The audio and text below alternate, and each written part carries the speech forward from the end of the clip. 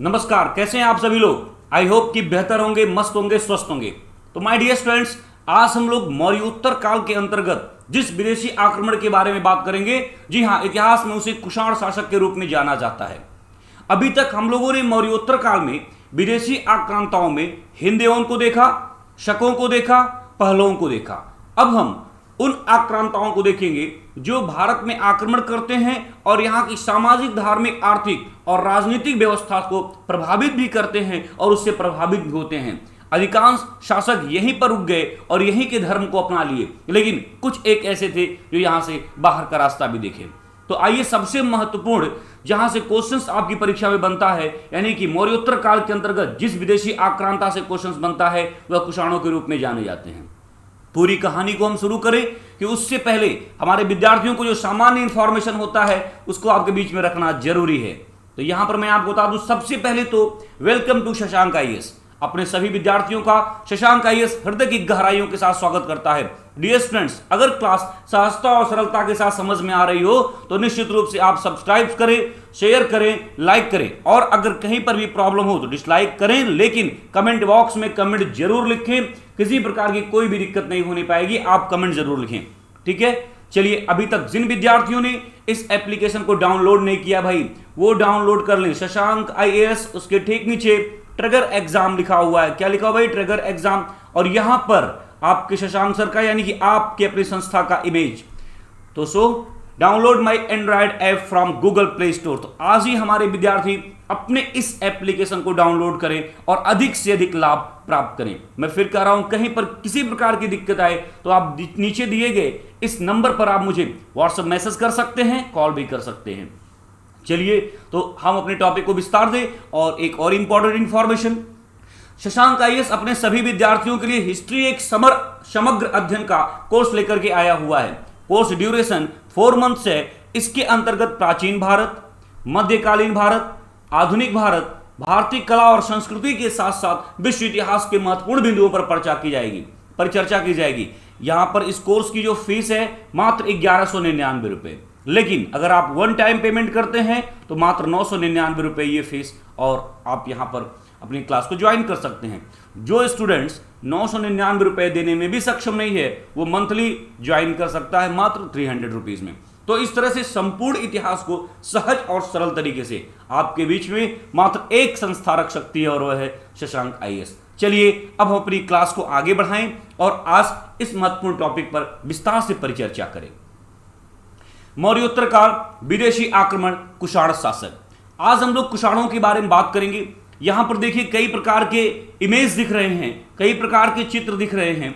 यहां पर देखिए कबीलाई जीवन जैसा कोई इमेज दिख रहा है। यहां पर क्वाइंस यानी कि सिक्कों का कोई इमेज दिख रहा है। यहां पर एक शासक घोड़े पर सवार है, यानी कि इन सब की अपनी एक अलग अलग भूमिका है, जिस पर आज हम लोग विस्तार से परिचर्चा करेंगे। मैं एक बार पुनः कह रहा हूं, क्लास की विषय वस्तु सहजता कहीं पर भी अगर कठिनाई पैदा करे तो आप मुझे जरूर कमेंट बॉक्स में कमेंट लिखें। दूसरी सबसे बड़ी बात, क्लास रिकॉर्डेड है, रात को 9 बजे लाइव होनी है। उस टाइम में आपके साथ लाइव रहता हूं और मैं आपके चैट का रिस्पॉन्स करता हूं, आप सभी को पता है, और आप लोग जरूर मुझे वहां पर बताएं कि आपको समझ में आता है कि नहीं, ठीक है। चलिए, तो हम लोग कुषाण शासकों के बारे में बात करते हैं। कुषाण शासक, सबसे पहले प्रश्न यह उठता है कि कुषाण थे कौन, कहां से इनका आना हुआ। तो आइए उन सब बिंदुओं पर परिचर्चा करें। यहां पर एक मैप मैं बना देता हूं, उसके बाद फिर आप को बात और क्लियर हो जाएगी। यह आपका हिंदुस्तान है। यहां पर एक कंट्री मैं इंडिकेट करता हूं, चीन। यह अपना भारत है, ठीक है। कहा जाता है कि मध्य एशिया में पश्चिमी चीन के यूची जात थे। ये कुषाण लोग जो थे, यह मध्य एशिया में पश्चिमी चीन के, ठीक है। तो पश्चिमी चीन के अगर आप देखेंगे इस तरह से, तो ये वाला जो बेल्ट पड़ेगा, ठीक है। मैं ऐसे, खैर चीन बड़ा है, तो पश्चिमी एशिया में, ठीक है,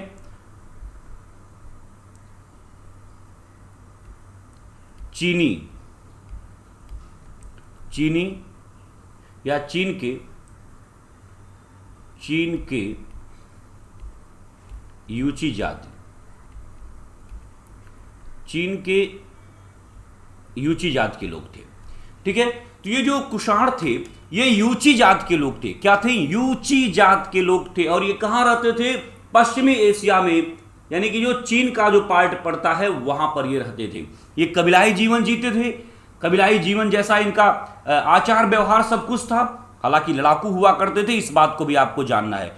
कहा जाता है कि ये यूची जात के जो कबीले थे, यहां पर मान लीजिए कोई कबीला हम यहां पर रख देते हैं, ये यूची जात का कबीला है, ऐसा हम लोग मान लेते हैं। इसी कबीले के बगल में एक और कबीला था साहब, उस कबीले का नाम था हिंगनू कबीला। क्या नाम था? हिंगनू कबीला।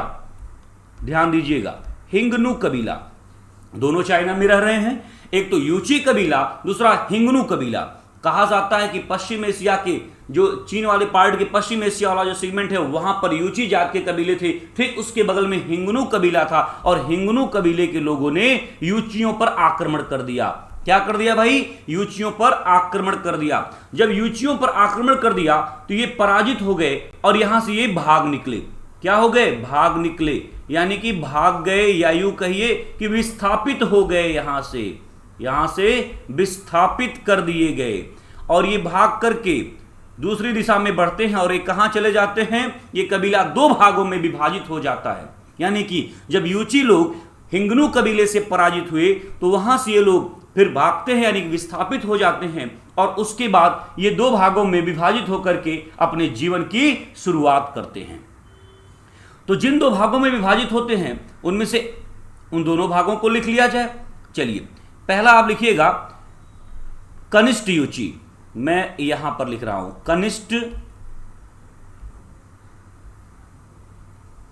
कनिष्ठ यूची, और दूसरा आप लिखिएगा जो है ज्येष्ठ यूची।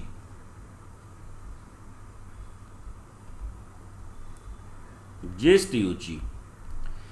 ये जो कनिष्ठ यूची थे ये चले गए तिब्बत की ओर। कहां चले गए साहब? ये तिब्बत की ओर चले गए, तिब्बत की ओर चले गए। ये जो कनिष्ठ यूची थे तिब्बत की ओर चले गए, और ज्येष्ठ यूची जो थे ये बैक्ट्रिया में लोगों को पराजित किए। फिर पार्थिया को पराजित करने के बाद ये लोग भारत में प्रवेश किए। भारत में तो यहां पर एक सामान्य सी बात आपको देखने को मिली। अभी तक हम कुषाणुओं के बारे में, उनके परिचय के बारे में बात कर रहे हैं। अभी हम किसी अन्य महत्वपूर्ण बिंदु पर परिचर्चा नहीं कर रहे हैं। चीन के पश्चिमोत्तर सीमा प्रांत में, विशेषकर पश्चिम एशिया में, चीन के यूची जात के लोग थे ये लोग। ठीक है, और ये कबीलाई जीवन व्यतीत कर रहे थे। यहीं पर हिंगनू कबीला भी था। हिंगनू कबीले के सरदार ने यूचियों पर आक्रमण कर दिया और यूची वहां से विस्थापित हो गए। और विस्थापित होने के बाद ये दो भाग में विभाजित हो गए। एक भाग जो तिब्बत की ओर गया उसे आप देखेंगे कनिष्ठ कबीला कहा गया। ठीक है, और दूसरा जो कनिष्ठ यूची थे और दूसरा जो बैक्ट्रिया पार्थिया की ओर से होते हुए भारत में आए वह ज्येष्ठ यूची के रूप में जाने गए। इन्हीं ज्येष्ठ यूचियों का एक शासक होता है जो भारत पर आक्रमण करता है। जी हां, मैं बात कर रहा हूं कुजुल कटफिसेस की। तो चलिए अब हम जो है कुजुल कटफिसेस की बात करते हैं। यहां तक की बात आपको समझ में आई कि नहीं? प्लीज एक बार मुझे कंफर्म करें। मैसेज के माध्यम से हमारे विद्यार्थी एक बार मुझे कंफर्म करें कि अभी तक की जो बातें यहां पर रखी गई वो आपको समझ में आई कि नहीं? गुड।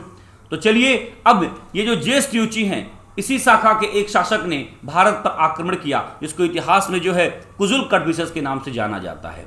तो चलिए मैं यहां लिखता हूं कुजुल कटफिसेस।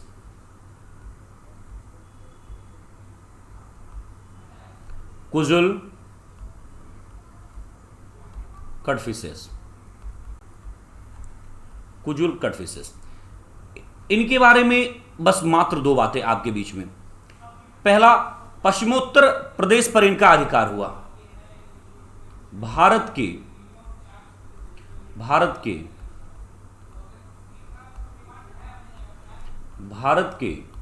पश्चिमोत्तर प्रदेश पर अधिकार। भारत के पश्चिमोत्तर प्रदेश पर अधिकार। दूसरा, इन्होंने अधिकार किया और यहां पर ताम्र यानी कि कॉपर कॉइन्स, ताम्र के सिक्के चलाए। किसके सिक्के चलाए भाई? ताम्र के सिक्के चलाए। तो इनसे मात्र यही 2 पॉइंट आपको जानने को मिलेगा कि कुजुल कड़फिसेस कुषाण वंश का पहला शासक होता है जो भारत के पश्चिमोत्तर सीमा प्रांत पर आक्रमण करता है, और कहा जाता है कि वहां पर अधिकार कर लेता है, और अधिकार कर लेने के बाद वहां पर तांबे के सिक्के चलाए, कॉपर के सिक्के चलाए, तांबे के सिक्के चलाए। मैं बार बार कर रहा हूं तांबे के सिक्के, क्योंकि सबसे अधिक तांबे के सिक्के चलाने वाले शासकों में कुषाणों का नाम आता है। ध्यान रखिएगा, सबसे अधिक तांबे के सिक्के किसने चलाए? कुषाणों ने चलाए। एक प्रश्न और आता है कि सबसे अधिक शुद्ध सोने के सिक्के किसने चलाए? तो सबसे अधिक शुद्ध सोने के सिक्के भी कुषाणों ने चलाए थे। देखिए, सबसे अधिक सोने का सिक्का नहीं, सबसे अधिक शुद्ध सोने का सिक्का, सबसे अधिक शुद्ध सोने का सिक्का कुषाणों ने चलाया। लेकिन सबसे अधिक तांबे के सिक्के किसने चलाए? तो कुषाणों ने चलाए। आगे हम बात करेंगे। बट यहां पर कुजुल कड़फिसेस से 2 बातें, भारत के पश्चिमोत्तर प्रदेश पर इन्होंने अधिकार किया, और दूसरी सबसे महत्वपूर्ण बात कि इन्होंने कॉपर कॉइन्स इशूज किए, तांबे के सिक्के चलाए। इस वंश का पहला शासक यानी कि वास्तविक संस्थापक अगर बात की जाए तो इस वंश का वास्तविक संस्थापक कौन होगा भाई? इस वंश का वास्तविक संस्थापक कौन बताएगा मुझे? इस वंश का वास्तविक संस्थापक कौन बताएगा भाई? बिम कड़फिसेस। तो चलिए अगला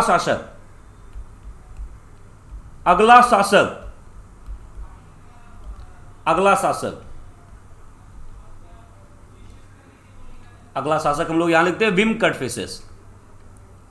लिखिए आप लोग भी, बिम कड़फिसेस।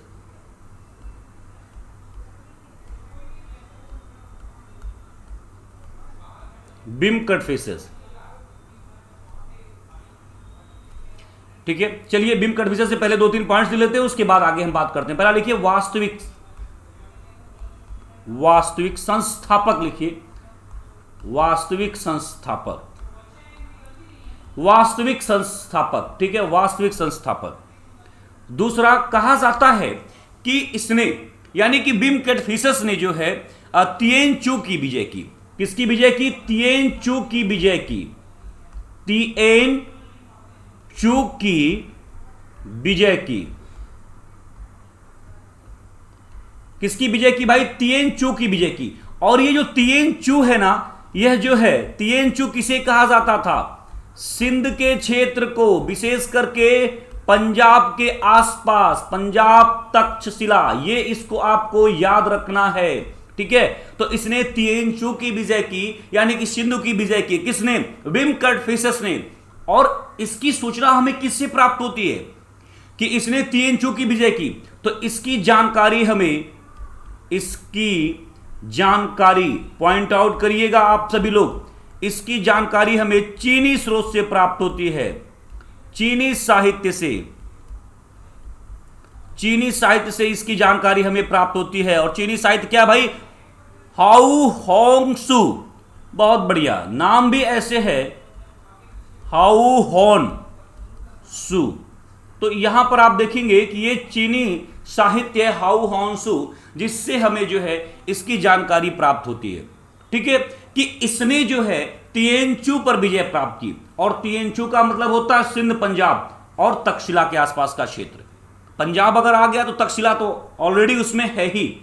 तो इस तरह से बिम कड़फिसेस वास्तविक संस्थापक था जिसने तिएनचू की विजय की, और तिएनचू को सिंध, पंजाब, तक्षशिला के रूप में जाना जाता है। इसकी जानकारी हमें चीनी साहित्य हाउ होंसू से जानकारी प्राप्त होती है।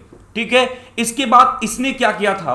बिम कड़फिसेस ने सोने और तांबे के सिक्के चलाए यहां पर।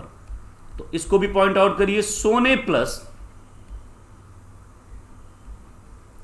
ताम्र के सिक्के चलाए। एक पॉइंट तो आपको याद रखना है कि सोने और ताम्र के सिक्के चलाए।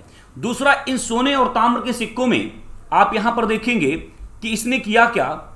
एक भाग पर, मान लीजिए एक पृष्ठ भाग है और एक दूसरा अग्रभाग है। ठीक है, तो एक भाग पर इसने क्या किया? यूनानी लिपि में यूनानी लिपि अंकित कराई और दूसरे भाग पर इसने खरोष्टी लिपि। तो यह भी कई बार पूछा गया है कि जो सिक्के थे, सिक्कों के एक भाग पर यूनानी लिपि और दूसरे भाग पर खरोष्टी लिपि। इन लिपियों के साथ साथ यहां पर कई सारे चित्रों का अंकन भी कराया साहब। चित्रों का अंकन किसका, आप नोट करिए, शिव प्लस नंदी बैल, आप लोग पॉइंट आउट करते रहिए,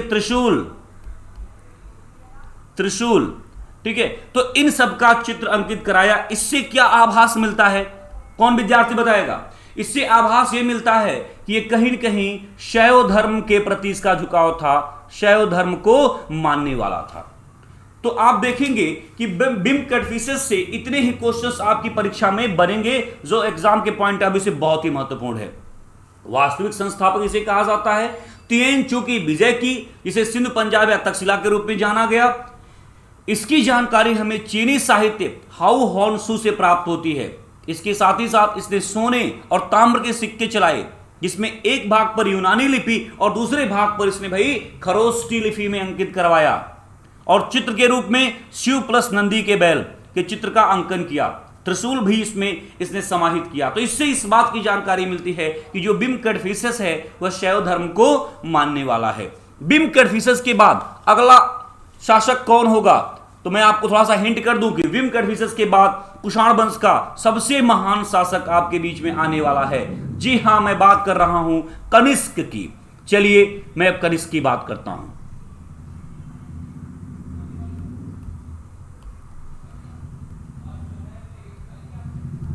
कनिष्क की बात करता हूं।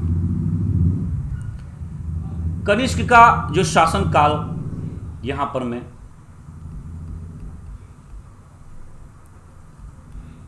शासनकाल कौन सा विद्यार्थी बताएगा भाई? 78 ईस्वी से लेकर के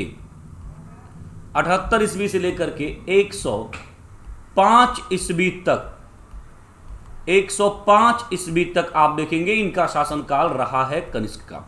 और आपको याद होगा कि जब ये 78 ईस्वी में शासक बनते हैं तो उन्होंने एक संवत चलाया था, एक एरा इन्होंने स्टार्ट की जिसको शक संवत के रूप में जाना जाता है। तो आप यहां पर देखेंगे कि शक संवत का प्रारंभ इन्होंने किया था। क्या किया था भाई? शक संवत का प्रारंभ किया था। अच्छा, यहीं पर अगर मैं आपसे एक प्रश्न पूछूं कि वर्तमान समय में शक संवत क्या चल रहा होगा, बहुत सिंपल सी बात है। 78 ईस्वी में जब ये शासक बनते हैं तो इन्होंने एक नए युग की शुरुआत की, मतलब एक नए सन की शुरुआत की, एक नए एरा की शुरुआत की। ठीक है, तो वर्तमान समय में शक संवत क्या चल रहा होगा, कौन सा विद्यार्थी बताएगा हमें? बहुत बढ़िया। तो देखिए, जैसे 78 ईस्वी जब था तब शक संवत उस समय 1, 79 में शक संवत 2। तो वर्तमान में अगर ईस्वी सन 2021 दिया हुआ है और आपको शक संवत जानना है तो क्या करेंगे? -78 कर देंगे। क्या कर देंगे भाई? -78 कर देंगे। तो आप यहां पर देखेंगे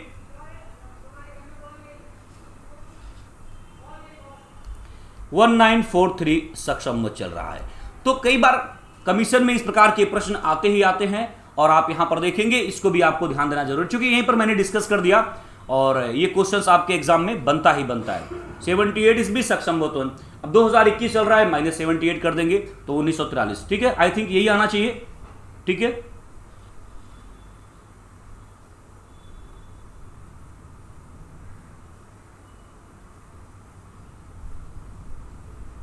भाई थोड़ा सा शायद, हाँ ठीक है। तो इस तरह से आप यहां पर इस चीज को देखिए। इसके अलावा कनिष्क से और भी कई सारे महत्वपूर्ण बातें जिन पर हम लोग परिचर्चा करेंगे आगे की बात। इनकी राजधानी,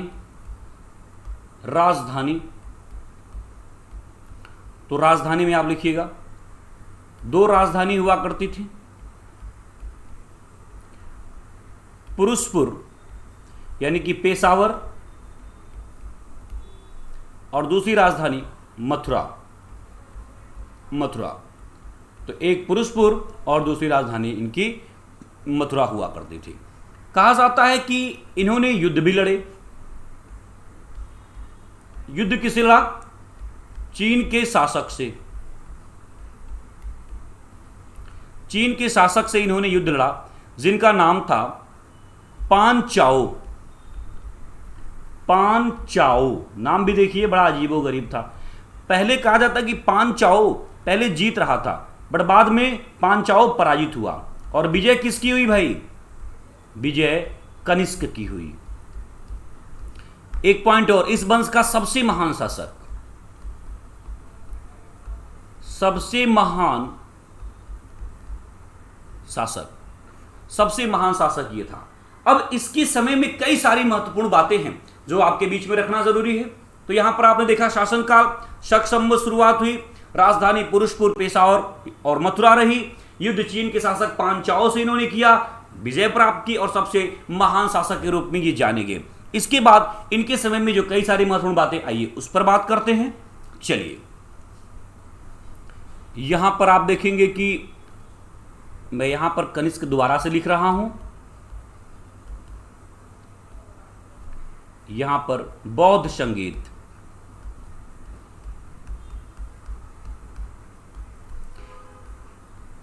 दूसरा यहां पर हम लोग कला की बात कर लें।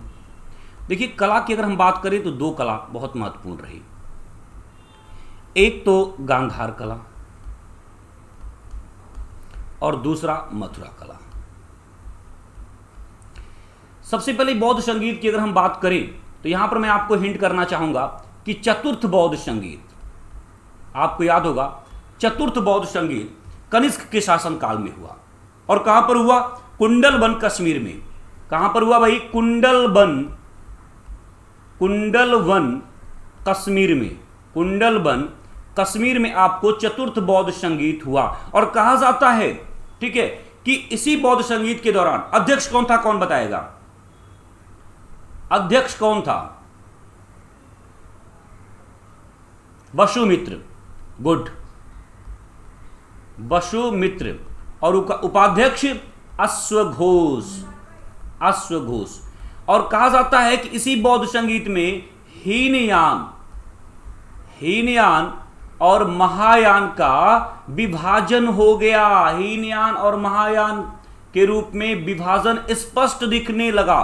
तो कनिष्क के शासनकाल के दौरान कुंडलवन कश्मीर में चतुर्थ बौद्ध संगीत हुआ, जिसकी अध्यक्षता वसुमित्र ने की थी, उपाध्यक्ष अश्वघोष थे।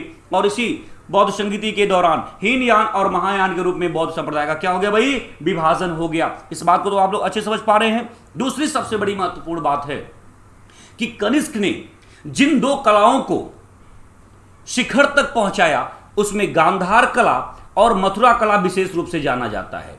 हालांकि गांधार कला जब हिंदुस्तान में हिंद देवन का आक्रमण हुआ, आपको पहली क्लास याद होगी मौर्योत्तर काल में विदेशी आक्रांताओं की, जब हिंद देवन का आक्रमण हुआ उसी समय भारतीय कला जो पश्चिमोत्तर सीमा प्रांत विशेष करके गांधार में थी, उस कला पर जो है हिंद यवनों का भी प्रभाव पड़ा। और उन दोनों का मिश्रित स्वरूप जो देखा गया वह गांधार कला में हेलेनिस्टिक रूप से जाना गया। हेलेनिस्टिक कला का मतलब कि भारतीय और हिंद यूनानी कलाओं का सम्मिश्रण जो कि गांधार में हुआ। तो यहां पर क्या था भाई? हेलेनिस्टिक कला थी, पहले से थी हेलेनिस्टिक। लेकिन कहा जाता है हेलेनिस्टिक कला का स्वर्ण युग कब देखा गया? तो इसका स्वर्ण युग देखा गया साहब कनिष्क के समय में। किसके समय में? कनिष्क के समय में। और मथुरा कला ये तो कनिष्क के समय में ही विशेष रूप से उत्तरोत्तर विकास के पथ पर गई। अब यहां पर एक दो बातें और आपको जान लेना है। ये जो गांधार कला शैली है, यहां पर आप देखेंगे कि इसे इंडो ग्रीक या फिर ग्रीक बुद्धिस्ट शैली भी कहा जाता है। इंडो ग्रीक या ग्रीक बुद्धिस्ट शैली भी कहते हैं, पहला। दूसरा, बोधिसत्व की मूर्ति, ठीक है, काले स्लेटी पाषाण से निर्मित बनती है। बोधिसत्व की मूर्ति काले स्लेटी पाषाण से बनती है। और ये जो बोधिसत्व की प्रतिमा होती है ना, किस यूनानी देवता की तरह दिखती है? कौन बताएगा? किस यूनानी देवता की तरह दिखती है। कौन विद्यार्थी बताएगा? जी हां, अपोलो। ये अपोलो की नकल दिखती है। तो यहां पर गांधार कला को हेलेनिस्टिक कला के रूप में, इसका स्वर्ण युग कनिष्क के शासनकाल में, इसे इंडो ग्रीक या ग्रीक बुद्धिस्ट कहा जाता है या बौद्धिस्ट कहा जाता है। आप यहां पर इसको देखेंगे। इसके साथ ही साथ जो मूर्तियां बनी वह काले और स्लेटी पाषाण की बनती हैं। और किस यूनानी देवता की समरूपता दिखाई गई है बुद्ध से?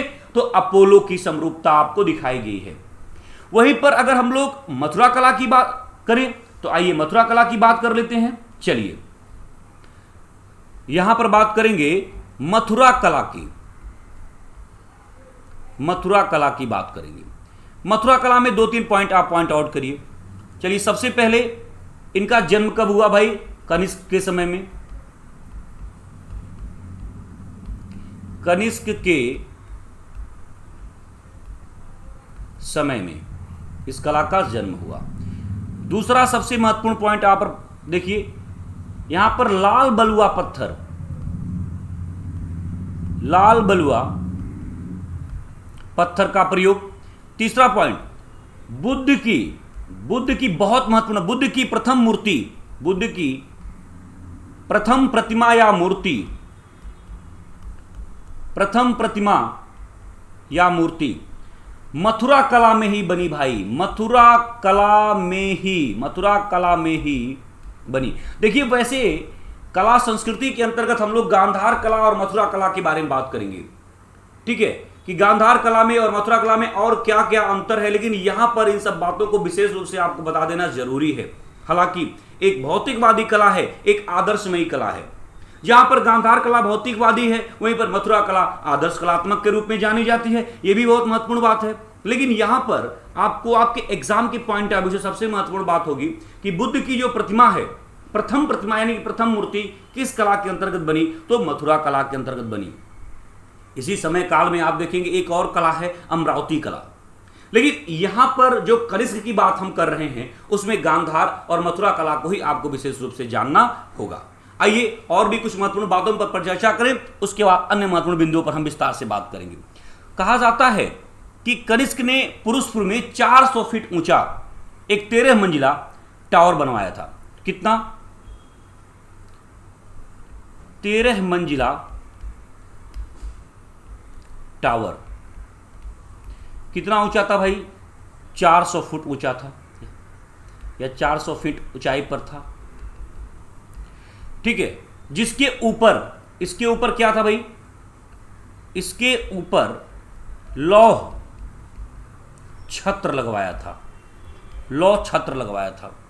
और इसके बगल में एक विशाल संघाराम का निर्माण किया था। इसके बगल में विशाल संघाराम का निर्माण, विशाल संघाराम का निर्माण करवाया था, विशाल संघाराम का निर्माण करवाया था, जिसे कनिष्क का चैत्य संघाराम कहा जाता है।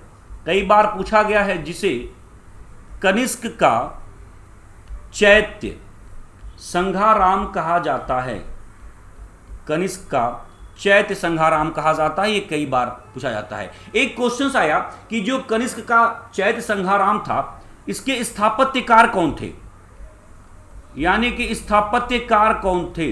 तो इसके स्थापत्यकार को लेकर कई बार परीक्षा में प्रश्न बना है। तो ये एक यवन थे जिनका नाम था अगिलस, यवन अगिलस, ठीक है। तो यहां पर इस चीज को आपको देखना है विशेष करके कि इसने जो है 13 मंजिला टावर बनवाया था। कहां पर बनवाया था भाई? पुरुषपुर में बनवाया था। इस बात को भी लिख लीजिए। पुरुषपुर पेशावर में 13 मंजिला टावर जो 400 फीट ऊंचा था, उसके ऊपर लौह छत्र था, उसके बगल में विशाल संघाराम का निर्माण करवाया। उस विशाल संघाराम को कनिष्क का चैत्य संघाराम कहा जाता है।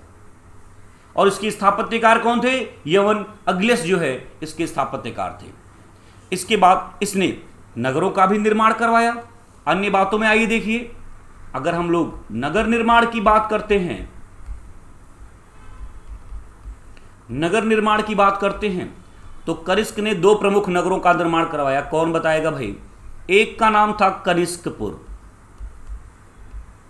कनिष्कपुर, और एक का नाम था सिरकप। ये जो कनिष्कपुर है ना, ये कहां पर है? कश्मीर में या कश्मीर में है, और सिरकप जो है ये तक्षशिला में। तो दो नगर का निर्माण इसने करवाया, एक कनिष्कपुर कश्मीर और सिरकप तक्षशिला में। ये बहुत महत्वपूर्ण है। कहा जाता है कि इसने सिल्क मार्ग पर अधिकार कर लिया, जहां से रेशम का व्यापार, ठीक है, एशिया से यूरोप की तरफ होता था, तो सिल्क मार्ग पर इसने अधिकार किया। उसको भी आप नोट कर लीजिए, उसको भी आप लोग पॉइंट आउट करेंगे। लिखिए, सिल्क मार्ग पर अधिकार। तो यह भी बहुत महत्वपूर्ण बात है कि इसने सिल्क मार्ग पर अपना नियंत्रण स्थापित किया। अगर सिक्कों की बात की जाए, अन्य बातों में सिक्कों की या कॉइन्स की बात की जाए, तो यहां पर भी आपको विशेष रूप से ध्यान देना है। सिक्कों की बात की जाए तो भाई देखिए, एक तो स्वर्ण सिक्का जारी किया और दूसरा ताम्र सिक्का जारी किया। और कई बार आपसे परीक्षा में प्रश्न आता है कि सबसे अधिक शुद्ध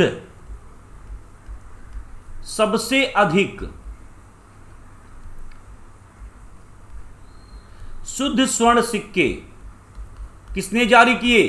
कुषाणों ने जारी किए, सबसे अधिक शुद्ध स्वर्ण सिक्के। और ताम्र के बारे में कहा जाता है कि सबसे अधिक, देखिए यहां पर शुद्ध शब्द की बात है, तो यहां पर सबसे अधिक, तो सबसे अधिक ताम्र सिक्के किसे जारी किए भाई? कुषाणों ने जारी किए। तो सबसे अधिक शुद्ध स्वर्ण सिक्के कुषाणों ने जारी किया और सबसे अधिक ताम्र के सिक्के इसको भी कुषाणों ने जारी किया। कई बार यह प्रश्न आपकी परीक्षाएं बनता है। कनिष्क के बारे में कहा जाता है कि बहुत बड़ा विद्वान था, इसने कई विद्वानों को राजाश्रय प्रदान किया था। तो यहां पर यह भी पॉइंट लिख लें, इसने कई विद्वानों को आश्रय दिया था, आश्रय। और उनमें नाम देख लीजिए आप, उनमें नाम देखिए, पारश्वनाथ को, इसके बाद वसुमित्र को, इसके बाद अश्वघोष को। ये सब नाम आपको याद होना चाहिए, परीक्षा में पूछा जाता है भाई। अश्वघोष, नागार्जुन, चरक, ये बहुत बड़े चिकित्सक थे, लिख लीजिए, चिकित्सक थे। और इसके साथ एक और व्यक्ति का नाम लिखिए, संघरक्ष। ये इनके पुरोहित हुआ करते थे, ठीक है, पुरोहित हुआ करते थे। तो ये बहुत महत्वपूर्ण है, यहां पर आपको इस चीज को जानना है। इसके बाद अब प्रश्न बनता है कि इनके उत्तराधिकारी। यहां पर आपने इस चीज को देखा कि कनिष्क जो है, ठीक है, स्वर्ण सिक्का और ताम्र सिक्का जारी किया। इसने विद्वानों को आश्रय दिया, जिनमें पारश्व, वसुमित्र, अश्वघोष, नागार्जुन, चरक और संघरक्षक यानी कि पुरोहित जो इनके थे। अब हम बात करेंगे इनके उत्तराधिकारियों की। चलिए, तो कनिष्क के उत्तराधिकारी, कनिष्क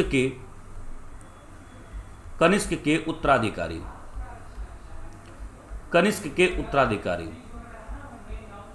ठीक है, कनिष्क के उत्तराधिकारी। बस यहां पर थोड़ा सा और समय आप लोग देंगे, उसके बाद आज के इस टॉपिक को कंप्लीट करेंगे। बहुत ही महत्वपूर्ण टॉपिक है। चलिए, कनिष्क के उत्तराधिकारी में आप यहां पर देखेंगे, नंबर 1 वासिष्क होते हैं। इनका 102 से, वैसे कनिष्क का टाइम पीरियड आप यहां पर देखेंगे, हमने यहां पर आपको बताया था 105 तक, बट कुछ इतिहासकारों ने यहां पर इनके उत्तराधिकारी के टाइम पीरियड को 102 से मान लिया है। बट जो भी 102 या फिर 106 इसी के बीच में, ठीक है। इसके बाद बस इस टॉपिक में आप लोग परेशान नहीं होंगे, बस 5 मिनट की और क्लास, उसके बाद हम लोग कंप्लीट करेंगे, ठीक है। तो यहां पर 102 या 106 ईस्वी में इनका एक उत्तराधिकारी होता है, लेकिन उसके शासनकाल के बारे में कोई विशेष जानकारी नहीं प्राप्त होती है। कहा जाता है कि यह कनिष्क का पुत्र था, यह कनिष्क का पुत्र था। क्या था? पुत्र था। इसके बाद अगला लिखिएगा हुविश। इसके बारे में थोड़ी सी बात लिखिए। 106 ईस्वी से लेकर के 140 ईस्वी तक ये शासन किया। हुविस के बारे में कुछ पॉइंट हम जरूर लिखेंगे, ठीक है। कहा जाता है कि इसने कश्मीर में, ठीक है, हुस्कपुर नामक नगर की स्थापना की। तो लिखिए कश्मीर में हुस्कपुर नामक नगर की स्थापना की, पहला पॉइंट। उत्तर पश्चिम का बहुत बड़ा भाग कुषाणों के हाथ से ये शिव और विष्णु का उपासक था, ये भी लिखिएगा। शिव प्लस विष्णु का उपासक, ठीक है। अगला पॉइंट लिखिएगा, इसने जो है चतुर्भुज विष्णु के सिक्के इसके समय में प्राप्त हुए। चतुर्भुज विष्णु के सिक्के प्राप्त होते हैं, यानी कि इसने विष्णु के चतुर्भुज सिक्कों, मतलब इस आकृति के, इस आकार के सिक्के जारी किए, ठीक है। तो यहां पर हुविस के बारे में ये कुछ महत्वपूर्ण बातें हैं। इसके बाद अगला शासक वासुदेव। अगला शासक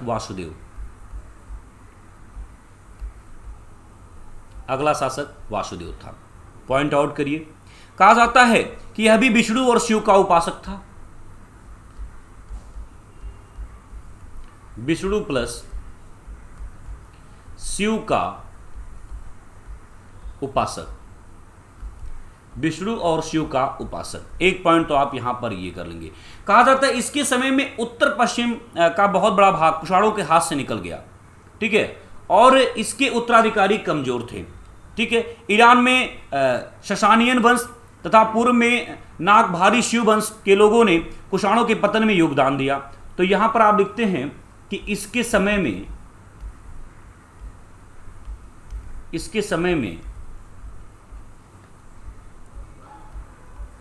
बहुत बड़ा भाग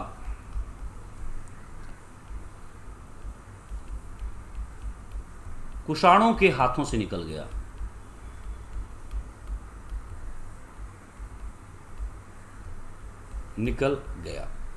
और कहा जाता है कि इसके अधिकांश क्षेत्र पर दो लोगों ने विशेष रूप से अपना अधिकार किया, जैसे एक ईरान का, लिखिएगा शशानियन वंश, ठीक है ना, और दूसरा नागभार शिव वंश। इन सबसे कोई क्वेश्चंस नहीं आएगा, लेकिन आप ऐसे लिख लीजिए। इन दोनों ने क्या किया, इसके अधिकांश क्षेत्र पर अपना नियंत्रण स्थापित कर लिया, ठीक है। यहां तक की बातें आपको देखने को मिलेंगी। नोट, एक महत्वपूर्ण बात आखिरी में आपके बीच में रखना चाहता हूं कि कुषाणों ने स्वर्ण के सिक्के जारी किए, कुषाणों ने तांबे के सिक्के जारी किए, लेकिन चांदी के सिक्के नहीं जारी किए। लिखिए, कुषाण शासकों ने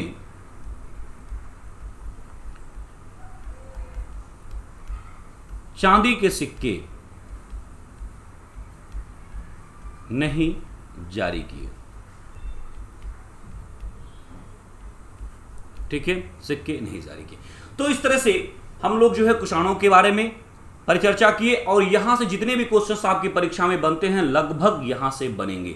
अब हम लोग मौर्योत्तर कालीन सामाजिक, आर्थिक, धार्मिक और राजनीतिक बिंदुओं पर परिचर्चा करेंगे, जिसकी क्लास आप सभी विद्यार्थियों को कल प्राप्त होगी। चलिए, अपने सभी विद्यार्थियों को बहुत बहुत धन्यवाद, थैंक यू वेरी मच। आप सभी विद्यार्थियों ने क्लास को अटेंड किया और बेहतर करने का प्रयास किया। आशा करते हैं हमारे विद्यार्थियों को आज की क्लास सहज और सरल तरीके समझ में आई होगी। नेक्स्ट टॉपिक के साथ पुनः हम आपसे मुलाकात करेंगे। Once again thank you very much आप सभी को।